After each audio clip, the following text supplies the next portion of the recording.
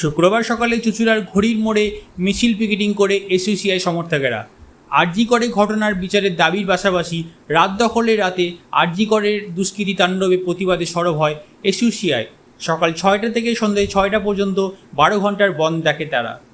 বন্ধকে সফল করতে কয়েকটি জায়গায় মিছিল করে এসইউসিআই কর্মীরা। Bureau report, news prime Times.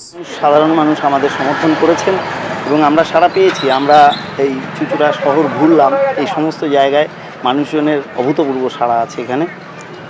জানেন এই আরজি করে যে ঘটনাটা ঘটেছে, তারপরে সেই রাত জাগা নারীদের সেই প্রোগ্রাম চলাকালীন সেই রাতে শ্যামবাজারে যখন জনসমুদ্র, তার পাশে অদূরেই আরজি করে একদল দুষ্কৃতী গিয়ে যেভাবে আক্রমণ করলো, সমস্ত তথ্য প্রমাণ লোপাট করার যে নারকীয় কাণ্ড ঘটলো, এর বিরুদ্ধেই আমরা এই রকম একটা সিদ্ধান্ত নিতে আমাদের দলের পক্ষ থেকে বাধ্য হয়েছি।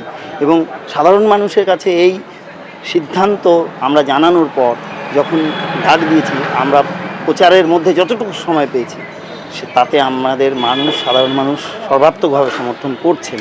ফলে আমরা এই আন্দোলনকে আরও দীর্ঘস্থায়ী করতে চাই এবং আমরা মনে করি যে এই যে নারকীয় কাণ্ড, এই যে পৈশাচিক কাণ্ড, আমাদের মুখ্যমন্ত্রী এবং তিনি পুলিশ মন্ত্রী, স্বাস্থ্যমন্ত্রীও তার দায়ভার নিতেই হবে।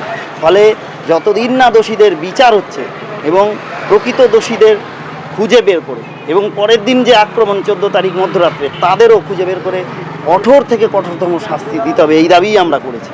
ফলে এই দাবি ন্যায্য এবং পশ্চিমবঙ্গের মানুষ এই দাবিকে মেনে নিচ্ছে। আমাদের কাছে কেউ এমনভাবে বলতে পারেনি যে এই আন্দোলনকে তারা সমর্থন করছে না, সর্বাত্মকভাবে সমর্থন করছে।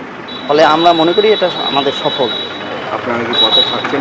আমরা পথে থাকছি, সকাল থেকেই আছি। আমাদের কর্মীরা স্কোয়াড করছে, মানুষের কাছে আবেদন জানাচ্ছে, ফলে মানুষ আমাদের নিয়েছে। আমার নাম পবন মজুমদার এবং আমি হুগলি লোকসভায় বর্তমানে গত লোকসভায় আমি প্রতিনিধিত্ব করেছি দলের থেকে।